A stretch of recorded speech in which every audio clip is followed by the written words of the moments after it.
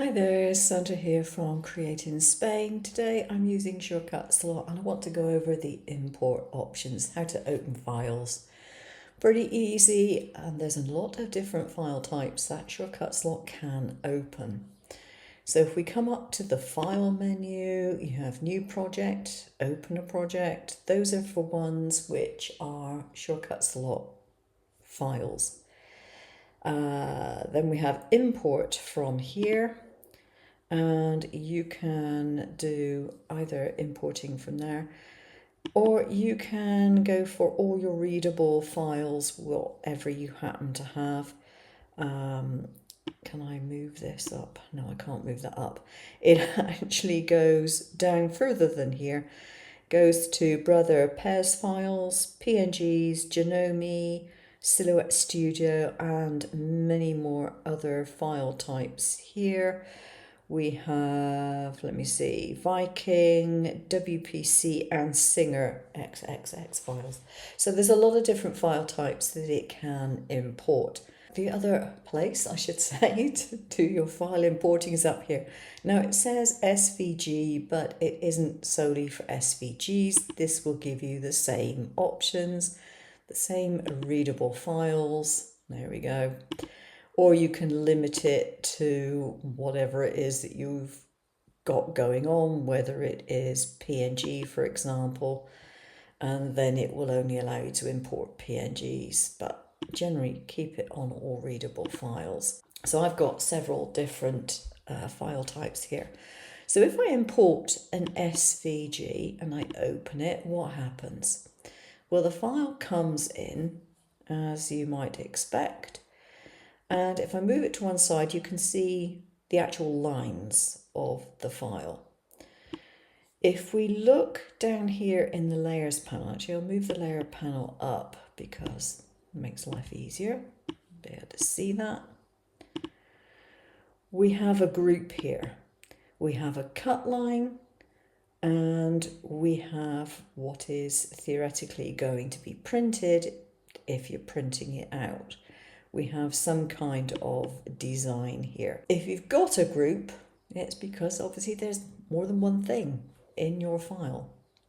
Now, generally speaking, with SVG, most of the time, I'm just cutting it out as a shape. If I'm cutting it out of black card or something like that, I'm not printing on it, and that's it. If I want to print it, I can go up to File, and I can go down here and I can print it. Simple as could be. If I want it to have registration marks on it, then I need to come up to the page, the document setting here, and show registration marks. The registration marks can be moved to wherever it is that you want it to be, whether it's within your page bounds, within your print bounds, or whether it's around the design itself, and I have gone through that before. Now this PNG has a white background. It doesn't have a transparent background. It has a white one. And so if I move over here, you can see that the white background is still in it. It wouldn't make a difference if that was a blue background, a pink background, or whatever. It will still import the entire item, and that will be it. If you go to preview and I switch off the cut lines, you can see if I switch on just the printable, that's what you're going to get. If I switch off the printable and says, just show me the cut lines, the cut line is around the whole thing, all right? If you want to do a print and cut of a PNG and it's got a coloured background, then you need to do a trace on it to get the lines. So if I take this one out of the way, if I want to import a PNG which has got a transparent background, got one here, for example, I can open that. And if you go to the preview, you can see that you've got a printable item and you've got cut lines there. If I switch off the printable, you can see the cut lines.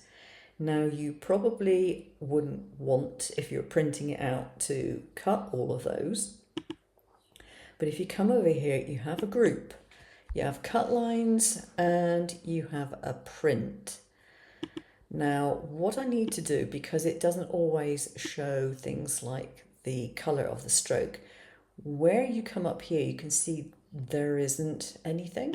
If you select colour for that, and then you put a colour on it, say a red one, just to make life simpler, we can see it. You can see the cut lines now. You can see there are red lines there. So when you go to preview, you get your cut lines. If you show the printable, you get the printable. All right. So we have the cut lines. We can switch the print off just by using this eye. And we've now got the cut lines. So if we're working on the cut lines, we can now take all these apart. We can break it apart. We can get rid of the bits that we probably don't want. Hang on, ungroup. So let's get rid of that, and we've just got the outside line. If we want to put a single cut line around this, this at the moment is a cut line. If we want to make this line an offset, instead of going to a shadow layer, what we do is go to the path and we go to offset path, and then we can put an offset on. And it just makes that one path bigger. So now if we put the cut line on and the print on, you can see that that cut line is offset around the printed item. So we've got our print and cut basically as a shadow layer, all right? Because anything that you import with a transparent background that's drawn in solid black, it's basically looking at the transparent bit and the coloured bit, and it will draw lines around all of it. So if you don't want that, you would need to get rid of the bits which are inside. We'll take this away, and we use the trace function, for example. Pick up our PNG again. Okay. So the best way of doing it is to add an image layer. That's going to give me the design. And if I don't want to cut out all the individual bits, I just put a blackout on it. Update the preview. And you can now see, if I show the source image in a very much lighter mode, you can see that the cut line is around all the outside edges. It isn't on all these inside bits. And I can add a offset to that if I wish, or have no offset. Update the preview, and it will put the lines directly around the outside of the drawing here. Now you can use, if you're importing and you want to cut all the individual shapes on the inside here, if you just use the alpha channel, let's update the preview. Here we go. Let's take the source image down, and you can see that you've got the blackout. You've used the alpha channel for that, and it's still going around the outside of your design. If you take the blackout away and you're using the alpha channel is all the transparent bits around it, and you update the preview, we get all the interior bits as well. So that's how it's actually done. I need to put this up here.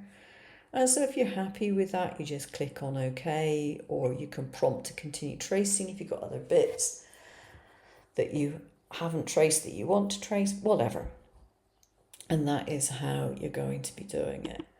So that will give you your exact cut lines around here, and then you've got the grouped, cut, and the print. Okay, so you can change the stroke color to whatever you want, change it to red. There we go, it shows up better. And if you go to the preview, switch off the printable, show cut lines, you've got your cut lines. This preview box is most valuable. If you need to check, if you're uncertain what you're going to be doing, this will tell you.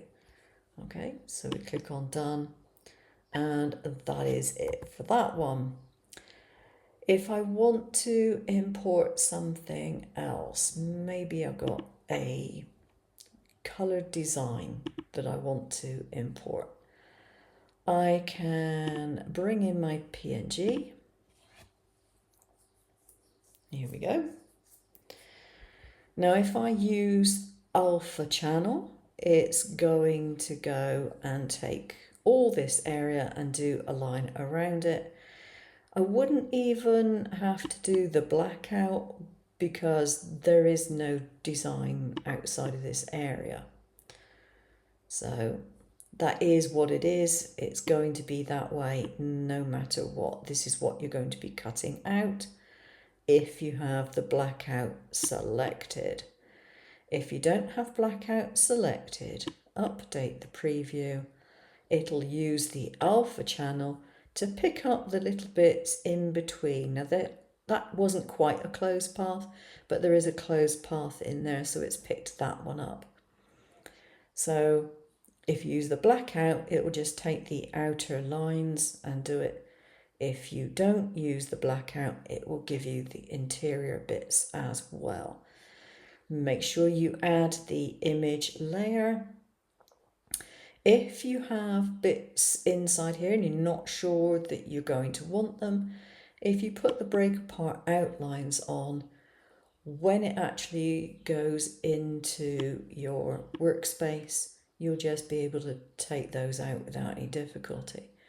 So click on OK, and we should have our mouse with his banner and the outlines around it.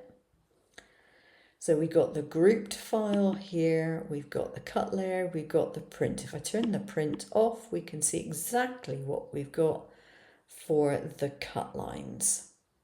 That shows everything up. There's nothing there that I want to get rid of, so I'm quite happy with that. If I want to be able to see the cut lines better, change the color, just make them red or black or whatever. And now when I've got the print, you can see them a bit better. If I want to put an offset on this, what I would do was simply to select all of it, change the size to whatever size I want it to be, switch that off so I don't have to look at it, select the cut line, go to path and go to offset path. And if I like the look of that, I can say, yeah, I like that. That's given me one. Now, if I want to put another offset on here, I can. But what I would do is use the effects, and I would go to shadow layer contour cut. So I would go for a blackout shadow because I don't want to do anything which is inside there. And I can make this bigger if I want to make it more obvious. I can show the outline only if I want to make it more obvious. There we go. I can change the colour of it. I can even put more layers on there if I want to. I can up the layer count, so 2 layers, whatever. Not that I'm likely to want to do it, but I could. And click on OK. Now the thing with shortcuts a lot, if I ungroup these, right, I can pick up each individual layer and I can tell it what I want to do. I can tell it I want to cut it, or I could set it to draw it, or I could set it to score it. It doesn't tell me what I'm going to do with this layer. It's up to me to make a decision what I want to do with it. And that gives you an awful lot of freedom. You can see in your layers, the cut layer, the print layer, this one here is also a cut layer. It is entirely up to you what you want to do. I could change that so it's a drawn layer. And now it's a draw layer. I can, if I want to, double click on these and I can name it. So I could name that pen layer or whatever I want to name it. I could give it the color name or anything else like that. I can change the color here if I wanted to do, I don't know, what am I likely to want to do? Make it a blue layer or something like that. And I can then pick these layers out more easily. I'm just going to go like that. Click on OK. And it's given it that color just so you can tell the difference between the different layers. And it's given it a name. And if I click on this one, I can come up to here and I could give this the same color. So I can make that blue. There we go. And it will match. So we have, if I move it away over here, we have a blue line which has got a blue pen color. I could swap that to just a normal color. It's on a pen color. I can set that to draw, or I can set it to cut. If I set it to cut, it makes sense to set that to a normal color and select blue there as well. And then this matches up. This is a blue line with a blue tag on it, and it is named. So you do what you want to do to your layer lines. It's entirely your choice. You have the freedom. The machine can do whatever you need it to do. The software can do whatever you need it to do. You can import Silhouette Studio 3 files and use those, many other different file types. But when you've got cut lines attached to it, you tell it what you want it to do. If you want to do tracing and we want to trace an image, get this one here, for example, we can also crop it down. If you've got something which has got more than one piece on it, you might want to crop it. It's quite typical if you've got a whole page of maybe sticker designs or something, and you only want to do part of it, then you can crop it down and trace only the part that you want. Not very likely in this particular case, but you can do that. Let's move this up here. And we would have an image layer, and we want blackout. We want to use the alpha channel. Click on OK. And there we have that one, which is in its own group with its cut and its print layer. So that's how you use the importing of the files. Pretty straightforward. Play with it, look at your settings and work out what you want it to actually import it to do. If you want it to do a print and cut, whether you just want to cut it, you just want to draw it, you just want to print it, you can do whatever you like. See you again soon. Bye.